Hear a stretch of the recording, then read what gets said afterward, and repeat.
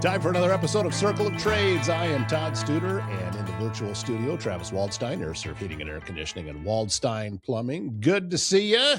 And Hi. with the Air Serv shirt and the Waldstein hat, making sure and both signs over your shoulder. It got the flag, got everything going today, so changes also people in the world can see, besides, that I'm not all Hawkeyes, although I'm a lot of Hawkeyes, I have to admit, maybe a little too much, but Yeah, you got a Hawkeye with a Green Bay helmet on behind you. hey, I got to represent the pack too. I got a banner in here along with my Edmonton Oilers one. People were like, why do you like Canadian hockey teams? It's like, because when I grew up, Edmonton was really good. So I don't know what to tell you. I became a fan, It's like people that lived in the early '90s that liked Nebraska. I guess they were good then, so people liked them. I don't know. It is what it is. So yeah, so it's okay. No, absolutely.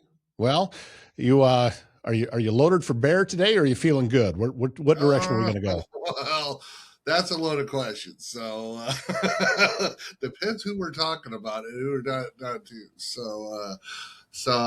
But yeah, a lot of interesting stuff. I haven't exactly had a ton of weather. I mean, the last rain, but I mean, it hasn't been June hot. Usually,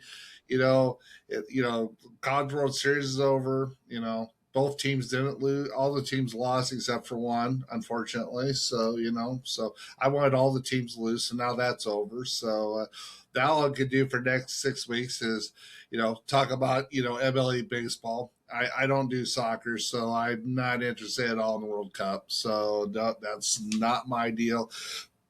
We can talk about college football, and there's certain teams that will brag about being the offseason national champs that finished 3-9, 4-8, 5-7. But we won't talk about that today either. So there's all kinds of time to talk about that. But no, I think we should talk about the Major League Baseball team that has the best record in the league. And shit. La la la la. You'll still choke it. It's like the Falcons. You'll choke in the playoffs. We'll see how it goes. We'll see. Yeah. But no, I mean, as far as industry wise, we've been busy, a lot of stuff going on. Haven't had any Google Fiber hits the last couple of weeks, which is good on the sewer side. New construction market still seems to be pretty heavy. The thing that I think is kind of worrying everybody is this deal with Iran, but I noticed yesterday I had to go over to Omaha to Greg Young. I went out there to talk to one of their salesmen about something, and I noticed gas out there, or diesel down there, was $4.09 a gallon in Nebraska. Down in Iowa was like $4.50 at the pump, but here 10 days ago it was over $5 a gallon. So it sounds like as long as they don't do anything stupid, maybe it sounds like maybe the gas will start coming back down to normal, which kind of affects everything, from shipping to flights to everything else. So, which is good, there's kind of been some minor government stuff. They've been trying to roll back on the federal level, some stuff. We've used R410A refrigerant for years now. That's changed in the last year and a half, essentially. We've gone to a new refrigerant, which is called 454B. And, my philosophy is it's just DuPont needing to make more money, and Honeywell and whoever else produces it. So, why they do it, it's a government thing. It's a money grab is what it is. That's my 2 cents on it.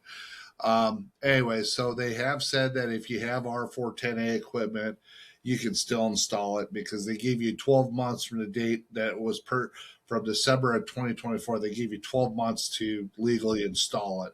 They said after that you can't install it. Well, if you bought 100 units that are sitting in a warehouse somewhere, there's nothing wrong with the units. There's just the refrigerant that's being used. Well, the government said, well, you can't do that. Well, finally, someone in the government used their brain a little bit, which is a novel thought. But it says you're talking to government. And so if you have them units, they're available. If you check with the distributor, there's not any 410 units that I'm aware of. Maybe a onesie, twosie, something. At this point, we've moved on from we moved on from 410 to 454. But if you have them units, you could still install brand new. We could service them. That's never been an issue. So same with R22 units. I mean, R22 is, I guess, going away. It's not what it It's not what it has been per se, but it's we still service them. Unfortunately, they're very expensive to service because of the refrigerant, and most components are getting very expensive to get rid of, or to repair. So at this point, you're almost better off on every time to repair, replace versus repair. But sometimes we'll talk to a customer and they'll replace it, or they'll sometimes repair. We've got a newer product kind of out. We sell Rude. We're a Rude dealer. I don't know if you knew that, Todd, or not. Yeah, So I'm yeah, not a I've Rude heard it. just by nature. I am a Rude dealer. That is RUUD, not RUDE. Although there's several people that would tell you that I am RUDE. I think you're So, both. well, see, there you go. There you go. You I'm deal in both Rude. selling. So now one of the things that's been happening, there's been a lot of manufacturers going up and buying smaller manufacturers. We sell a lot of IBC boilers. Rude Manufacturing actually bought IBC here about 6 months ago. We're a big fan of the IBC boilers, tankless boilers, tankless water heaters, that kind of stuff. We love the product. We've had great success with it. Lots of different applications. They've bought several. Root is probably one of the, if not the most aggressive, as far as buying out different companies to bring underneath their umbrella. Friedrich is one that they've rolled out with, that they've bought. I've sold Friedrich mini splits in the past. They make a good product. But they've actually rolled out one. It's more for apartment style condo situations where you don't have a lot of room. Let's say it's real tight between buildings and access to where it's not a P-TEC unit. It's not a true mini split in the sense that actually you have an outdoor. It looks like a mini split unit, but on the inside you could have a conventional air handler, or you could put the coil on top of the furnace. The efficiencies on that, especially if you're talking heat pump, are fantastic. And so where we've gotten into some apartment stuff, or if we're looking to where maybe we're doing an AC only, we're looking at the Friedrich option because, seeing the product, we saw it a year and a half ago. We're starting to install some of it. So far from what we've seen, we've really liked it. Now we're going to stick with Rude. Friedrich is a Rude product. It's just for a particular application, really like what we've seen from that product so far. Really excited about it. Right now, my distributor could get it in a day or two. I imagine if we start moving a bunch of it, they'll probably bring some in. But no, excited about that. In all honesty, as far as what that brings, it's a little bit different. It's to the consumer, like I said, quiet, compact, rebates available. There's a lot of benefits to look at that product, and plus the price point for some of what we're doing, it's more price points more competitive than some of our route on the heat pump stuff. Definitely, it's a good place to be, if that makes sense. So. Yeah, definitely. As I'm listening to a lot of this different stuff, and especially when you're talking about the older units that people are deciding to repair or replace, do most of them know what they have? Or is this an education opportunity for you to say, no, this is what you have, and you may not have even been aware of it? You know what? I would tell you it's about 50-50. You'll have a percentage that know everything about their unit. They know they got a 20 by 25 by 4 filter. The furnace in AC is a Lennox or a Rude or a Carrier or a Train that's 20 years old. They'll know this. They'll have the maintenance log says, yeah, I've changed the filters from every month since 1992, and here's our records, and I changed the humidifier. You'll have them customers. Most guys have been in their house for a while are pretty familiar with what they're. But if you've lived in the house 5 years or never had to mess with it, a lot of them customers don't know. Some people go look at the thermostat and says, "Hey, I have a Honeywell system." Honeywell doesn't make furnaces and ACs, but they make thermostats. I don't know who the heck that is. Anyway, but That would have been Honeywell calling to let you know that, hey, make sure you're giving us the right props. Yeah, even that, I go, hey, wait a minute, but no, they make. But like I said, a lot of people think it's a Honeywell. Our job is to educate. When we're out there, if they don't know, go through and talk to the customer what they know about their equipment, because it's, if you're living in the home, especially if you own the home, you need to know what you have. Some people have no idea how old it is. It can be a well maintained piece of equipment, maybe 25 years old. I've seen that. It could be a unit that's been treated like garbage and be 10 years old. You don't really know per se. So we try to educate, give them the information. We take a lot of pictures. We use a deal called Company Cam that we use that takes a lot of pictures before and after. So, like when my guys are out on a job and they have a question, I tell them to log on to Company Cam, and the Company Cam will tell them, um, will tell me what's going on with the system, if that makes sense. So, I can see the model number, serial numbers, get pictures for what's going on. We use that use that for documentation, if that makes sense. Which is kind of a cool. It's not kind of. It is a cool thing. You know what I'm saying? So, uh, and so we can talk to customers, and then we can download it to them. We can email it to them. We can text it to them, and say, okay, here's the situation. Here's what we're seeing.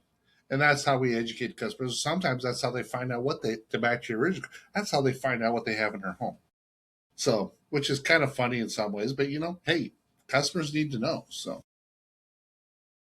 All of that makes sense to me, and I know I'm going to be in the market pretty soon. I think because the air conditioner is making more noise than the neighbors. So, hey, I might know a guy. I know a person just for you. So, yeah, but exactly. Oh, yeah. It's when it gets to the point to where if you want to sit on the deck, you have to turn your air conditioner off because it's just too noisy. Uh, and that's about where we're at now. that's kind of funny. That you mentioned that, because I had that conversation a lot with customers, whether it's me or my techs. If I go out and look at a customer's home or whatever, the AC sometimes sits in the backyard or in the side. It's usually by the either could be by the master bedroom or by the deck. And so the new equipment today compared to 20 years ago is a lot quieter. They say 20%. I can tell you just from the noise factor and from what you hear today, the equipment today can be running. You could barely walk by and hear it. A unit 20 years ago, it might sound like a rattle can Right. outside, to your point. Um, Definitely. but yeah, that is something I actually take very seriously, because you know what? If let's say you put a nice cedar wood deck out there, you know what I'm saying? That, hey, you spend a lot of money on, you want to entertain and have people on. No one wants to hear the air conditioner clanging away when it's 90 degrees and you're having to entertain people at the house. It's like if you're sleeping and you get woken up by the tiniest thing. No one wants to hear the air conditioner slamming Hmm. on at 1 o'clock in the morning when you're kind of in your, not in your REM sleep, and anything, your wife moving, the dog sitting on you, or anything else wakes you up. So that actually becomes a very real conversation and concern that we talk with customers about, because frankly it's very real. So we have that conversation because you want to be able to enjoy that area where you're sitting or standing. So, yeah, so very important as far as that goes. And if we need to move it, well, about my opinion is once we disconnect it, move it. It's not that big of a deal. Sometimes, oh my God, it's terrible. Really, unless there's a finished basement or something we have to deal with. To me, it's like if you're going to move it, now's the time to move it, because it'll cost you more if you do it later on. So that's definitely something we think about a lot. All of that makes sense to me. So yeah, once if we manage to make it through the rest of this season with what we have, then we'll probably be looking at it next year. But yeah, I can tell that it's coming. It's a conversation that you can just kind of see. So Yeah. Here's one of the other things that's kind of been going on here recently, locally. I'm not going to throw any names under the bus. Now, you and both know, you and me both know we've had a couple conversations. I got a little bit hot under the collar on this. And so here's what I'm going to tell you. And I've had this conversation with other people. There is a lot of good people, or a lot of good people in the trades: plumbers, electricians, HVAC guys. We do both plumbing and HVAC here, framers, that kind of stuff. Some professions are more licensed and regulated than others. The plumbers, electrician, mechanicals are, framers are because of the work they do. They have to have inspections too and permits and that kind of stuff. But in our stuff, it's heavily licensed and regulated. It's no different than my wife having her nursing degree. You know, it's no different than a bar owner. I mean, you can't just go in and open up a bar. You got to go through and get a bar license. You got to get approved by the Department of Health. All this wonderful stuff, right? So it's part of doing it because, let's say your barley's down on the 100 block. If Joe Schmo just goes open up, Joe's Tap, and he doesn't have his, licensing together. He doesn't have the state board of control liquor, whatever. I mean, that's illegal as hell. Number one. Number two, it's unfair. What I call unfair competition. And I'm not anti-competition. There's a lot of good contractors in the area. There's a lot of good contractors across the country. But here's what I am going to say. So, if you're licensed in a trade or discipline, no problem. If you're an electrician, do all the work you want. If you're a plumber, do all the work you want. If you're a plumber, HVAC, whatever it is.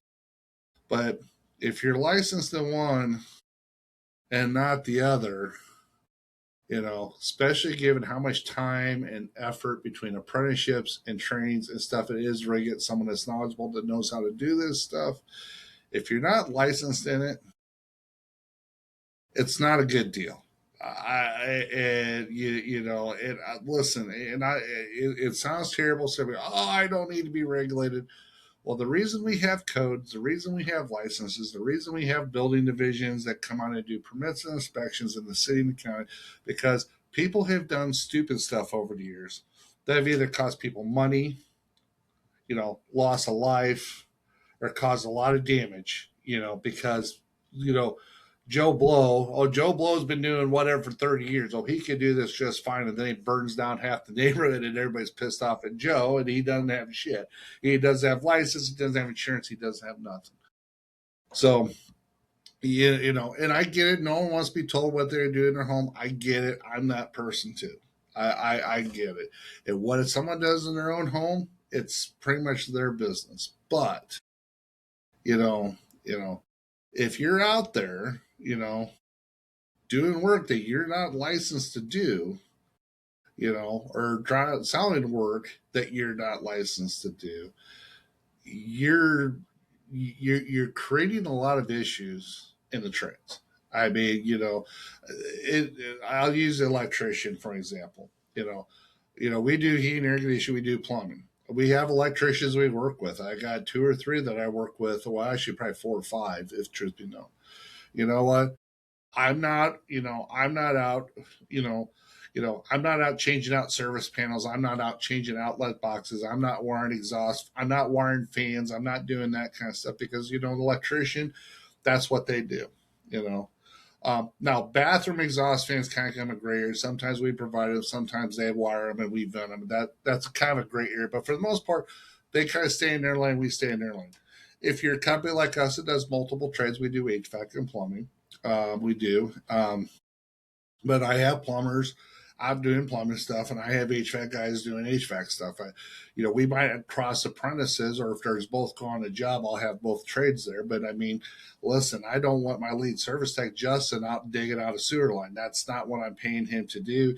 He's not licensed to do that part of it. If he's there as a helper because I got a journeyman or something on site.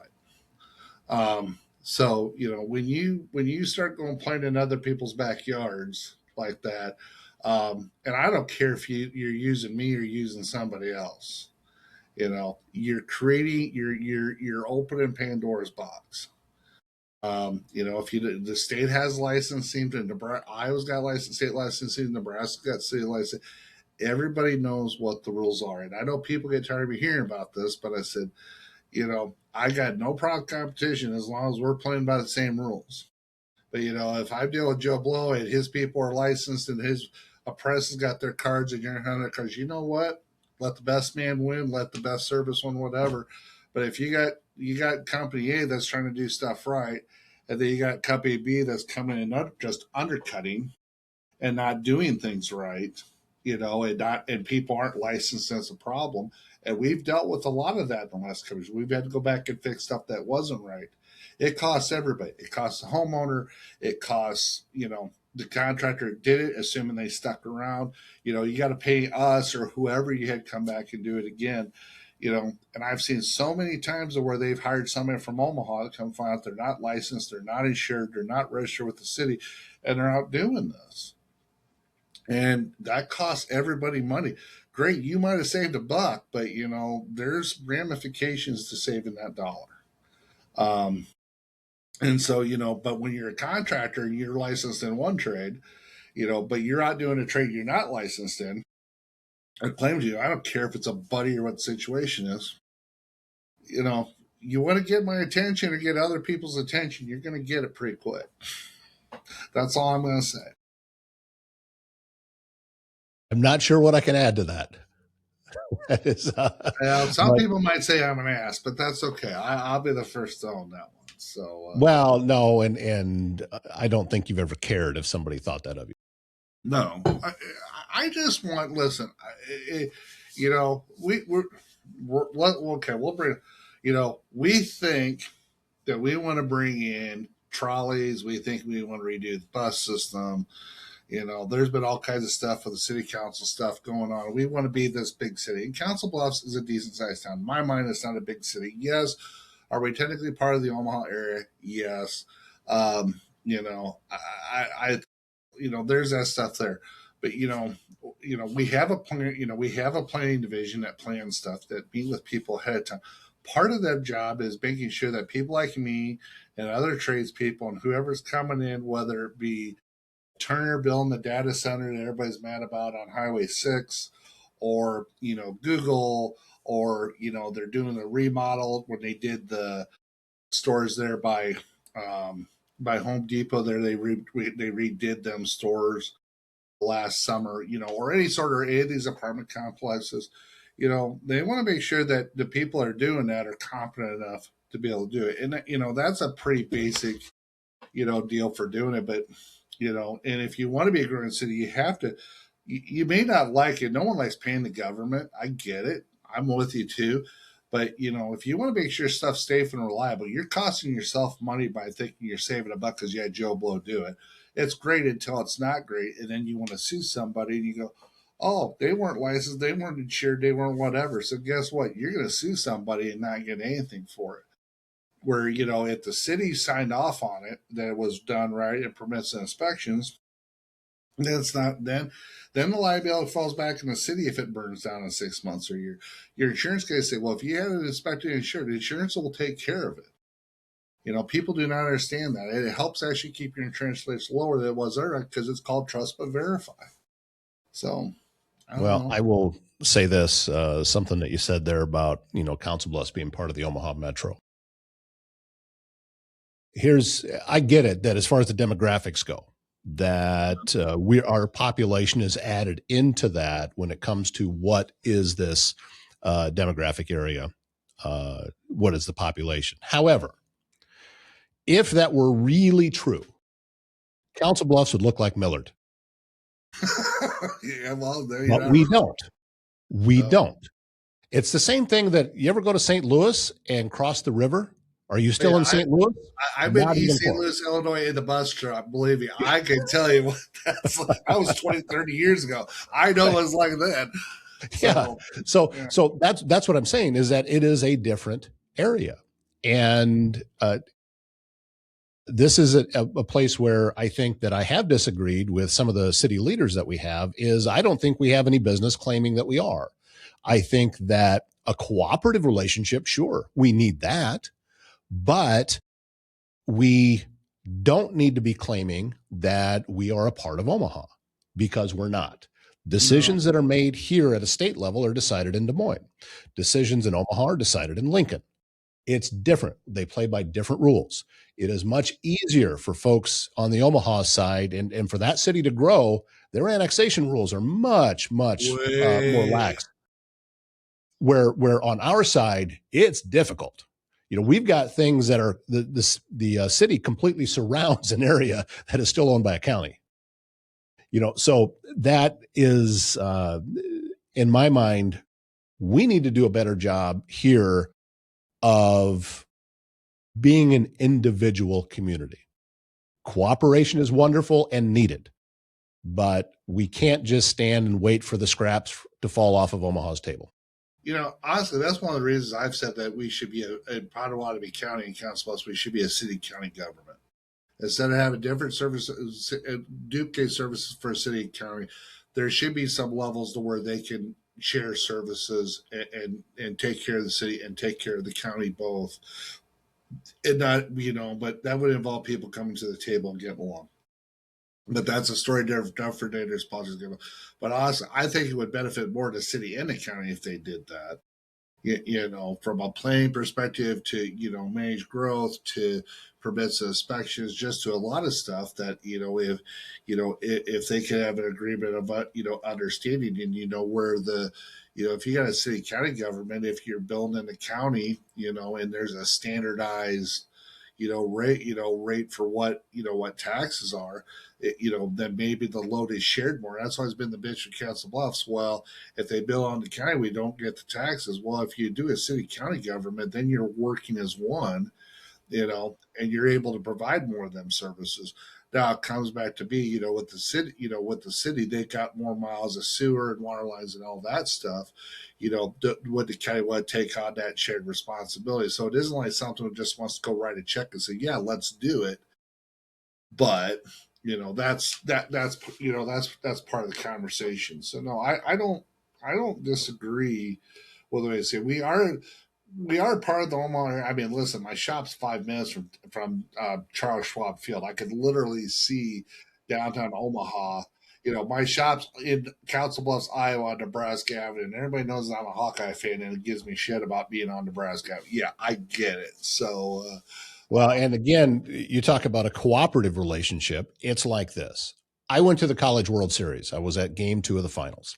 I didn't catch parked the in ball, Council. by the way. What's that? Didn't catch the ball, by the way. No, I didn't catch the ball, and we can tell that story if you want. But I parked in Council Bluffs completely for free.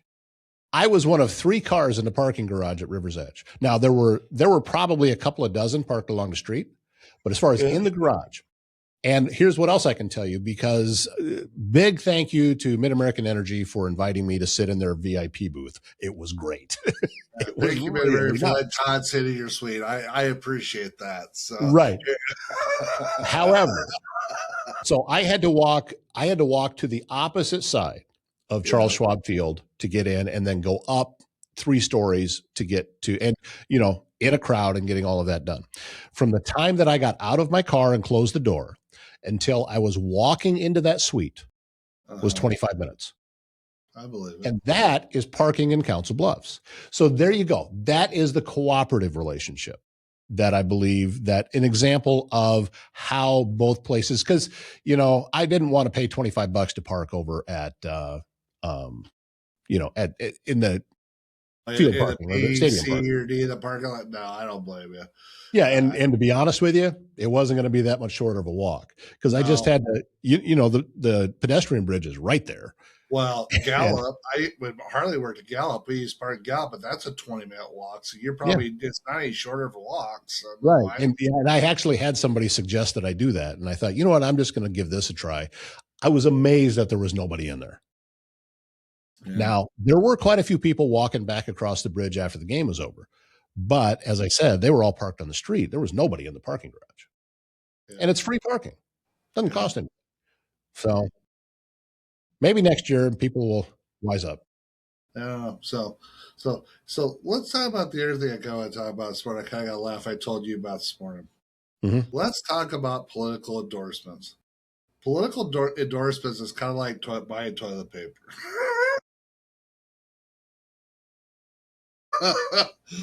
I don't care what brand of toilet paper you buy, as long as it does the job.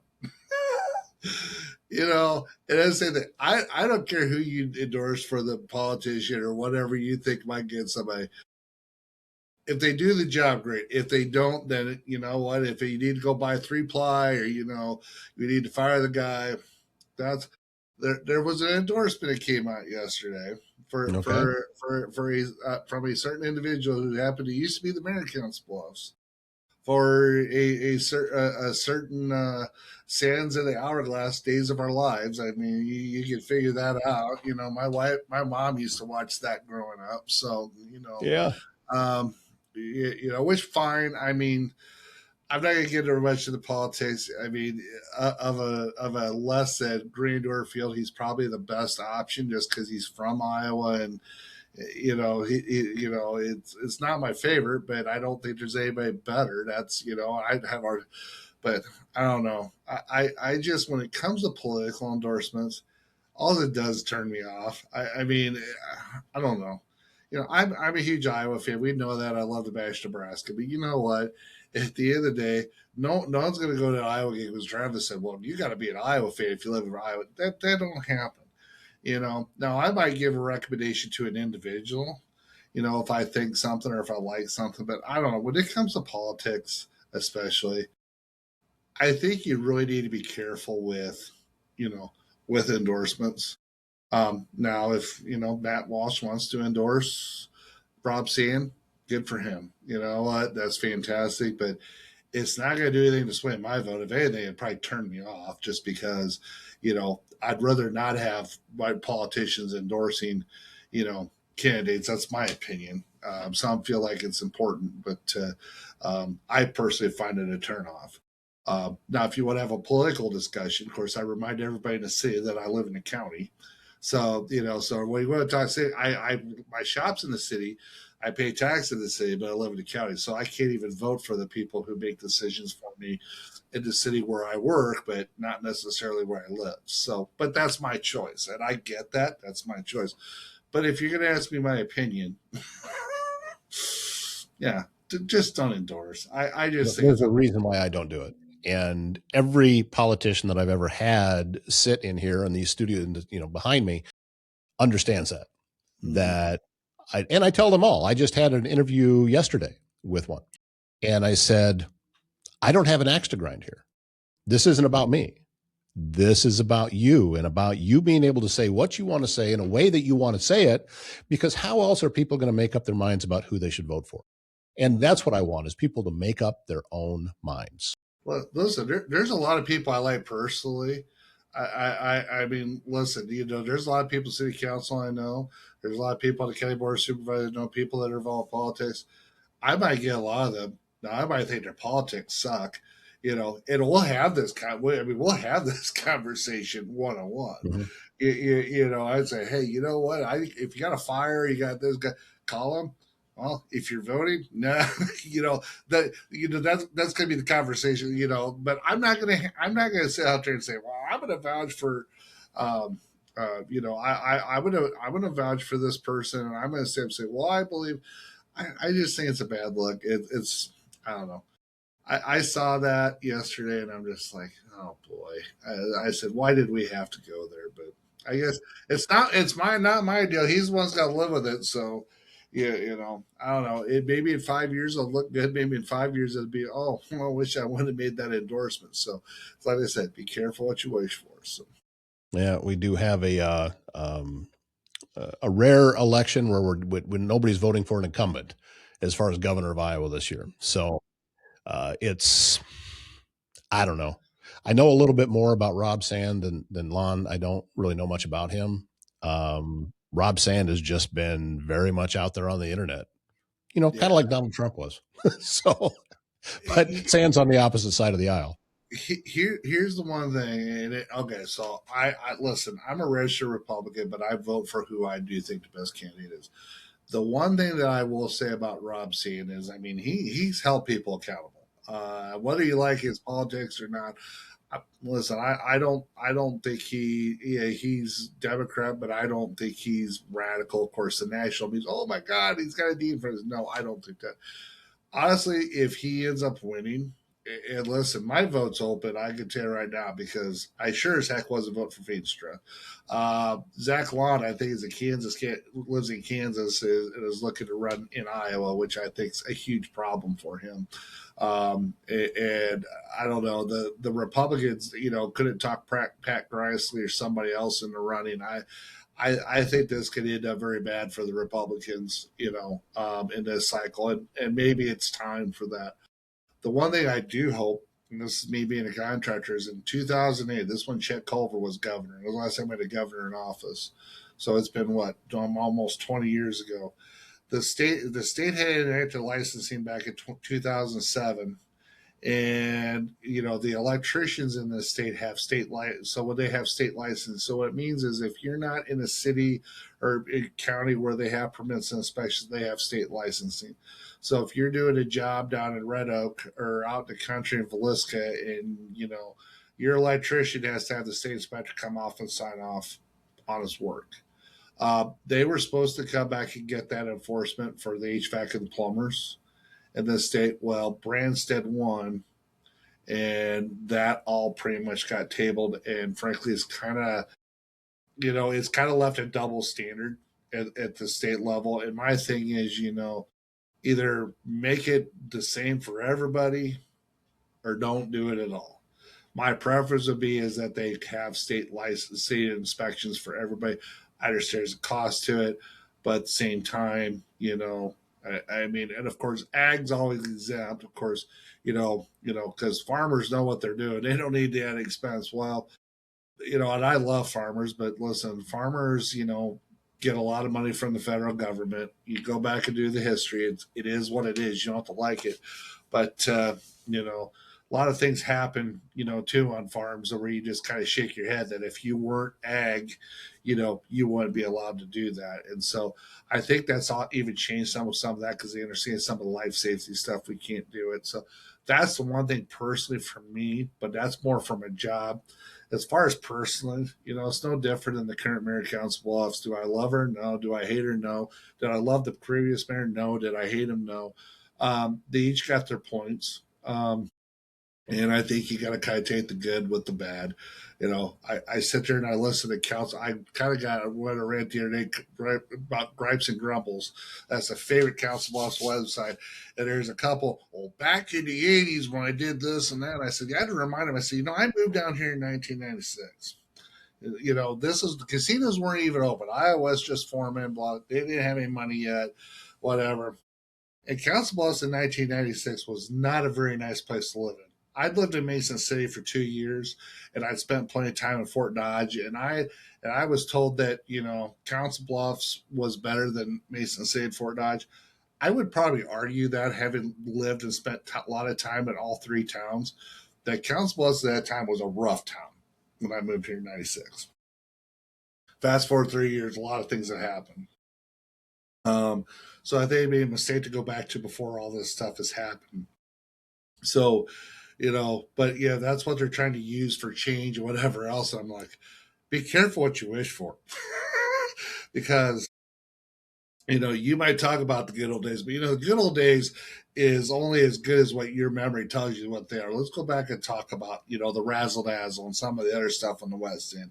We didn't have the interstate system isn't what it was. I mean, you could drive down the West End Broadway and it was pretty tough. It looked a lot different than what it does today. The money has been spent from Iowa West, love or hate them, and I definitely have my opinions on them in Advanced Southwest Iowa.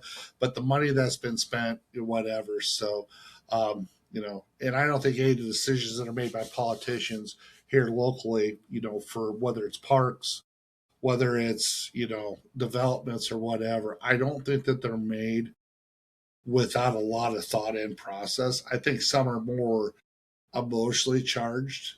Dodge Park was obviously emotionally charged. The Pitbull band is obviously emotionally charged. But people have to make decisions. But what it's back to is last year when there was Dodge Park, the three people that voted against it, and everybody's all hooray about because they voted down the whole Dodge Park and the train of nowhere, as I referred to it, are being vilified because they don't like the pit bulls and they don't like feral cats, and then they don't want to well, whatever. I'm like, okay. So they went from being the heroes, the freaking scapegoats, because they feel this way, a separate issue. It just baffles my mind. So when I hear some of these people, they talk about the past and, oh, this is how we used to do it.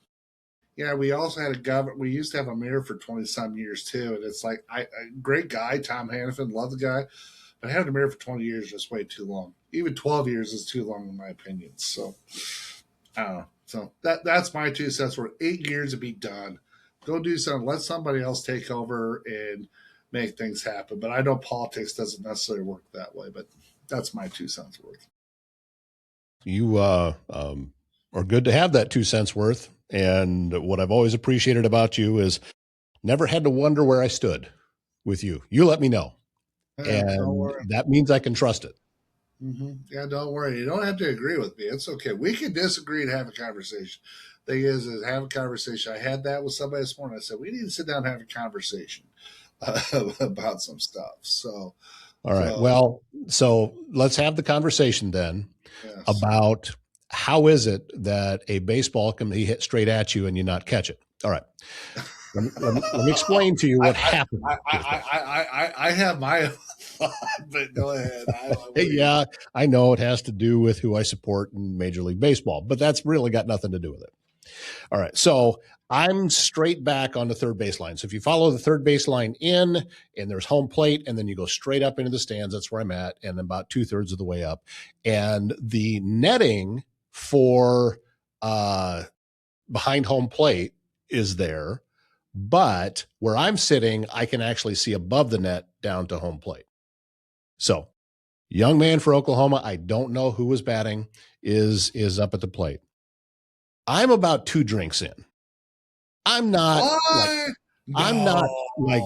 sloppy or anything, but I'm just relaxed and I'm taking in the atmosphere and I'm enjoying a College World Series game. And it's a lot of people and Oklahoma fans are being obnoxious. And, North Carolina's trying to be, but they were just too nice about it, because now if they were playing basketball, it'd probably be different.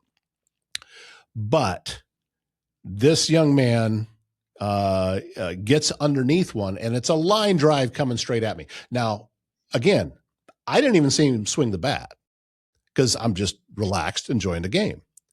The drink was empty, and it's in my left hand, and it's coming straight at me. Now, it's coming straight but up, because it's got to come up. Coming from down below. Okay, yeah. I can right.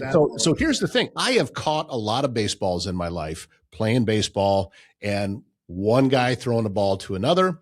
I've also caught a lot of pop flies. So coming down like this into me, I've caught a lot of those. What I don't have experience with is a rising ball that's got side spin on it that is coming straight at my head. With no glove. I have an empty can in my left hand, and I've got my right hand, and I see the ball, and I kind of go like this. And the ball comes right about here and slams into the door frame behind me that's covered in sheet metal and leaves a really big dent. Yeah. And the crowd all around me, when that noise hit, all went, whoa. I did not get booed, which surprised me. Other than, by Brandy just down the street from the chamber, who said, "You're never living that one down." But other than that, I didn't get booed.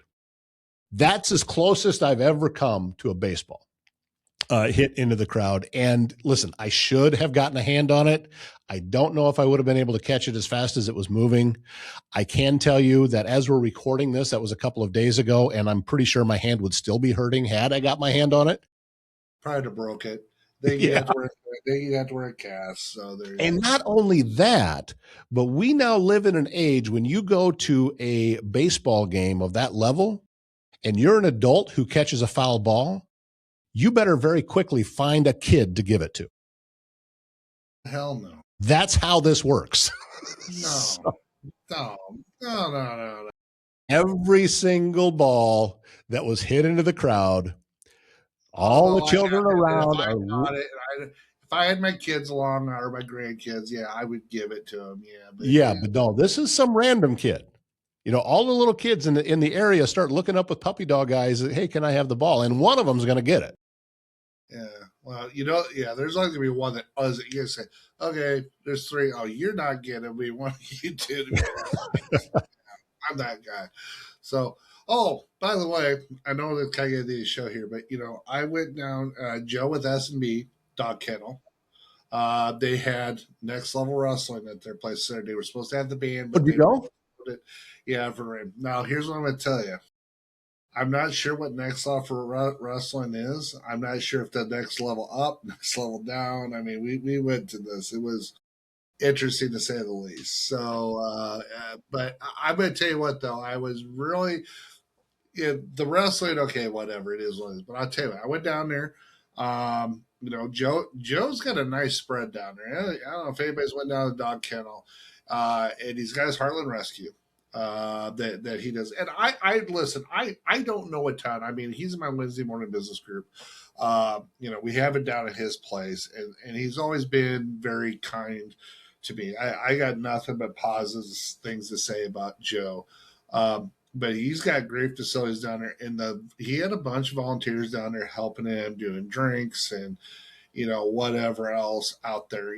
Trying to make it a family-filled, fun event. And did a great job with it in all actuality. So, so went down to that, and I know he's got another event coming up this Saturday. I think it's a band. I don't know. I know. Was it one of his other marketing guys? I know put some stuff out on Facebook, which was all right. But I'd say if you get up there and support him, his Heartland Rescue. I mean, he. I don't think he makes any money. So any money he makes as far as the rescue stuff is donations. I think he has 6 dogs. I know there's Midlands Humane Society. There's other places in town too, but I don't think people realize the service that he provides, and he just isn't just in Iowa. He goes over to, I think he goes over to Bellevue and that too. So he isn't locked into just Council Bluffs or Pot County. Now, obviously, his business is right in the Potawatomi Mills County line, but he's got people that go over to it. So, and I know he's made quite a few runs for rescue dogs and helped rehome them and done that different stuff. So if you get a chance or you need somewhere to do a donation or whatever, I think, for what he's trying to do and help the community, and given recently some of the dog rescues, quite, with the pit bulls and stuff like that. If we're not using him as a resource, his people as a resource, I think it's a huge mistake, because I think he's got a lot of good things to say about, number one, whether you agree or disagree. But I think his mind and his heart are in the right place, whether you agree with what they're doing or not. And it's definitely worth supporting him. It's worth at least listen to what he says, and just take it from me. I guess that's me endorsing someone, but I'm not endorsing a politician. I'm endorsing someone that's what their livelihood is. And so 100% without a doubt, definitely if you need to go out of town or whatever, go down and check his facilities. He's got a lot of stuff going on, and word is out that he does a good job, so he doesn't need me to tell you, but 100% absolutely, get a hold of him, see if he can support his rescue. Please do, because I'd like to see him do well. People like him do well. He was a guest on my, as we're recording this today, so June 23rd, he was a guest on my Council Bluffs Today show.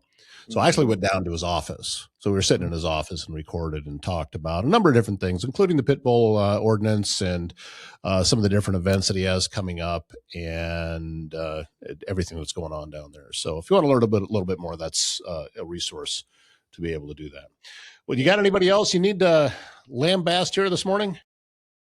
I can always pick on Nebraska fans, but that's not. Oh, Iowa State. They finally figured out the football's going to be so bad at Iowa State this year that they're going to sell beer at Jack Trice Stadium this year. So, dog shit football, get you beer.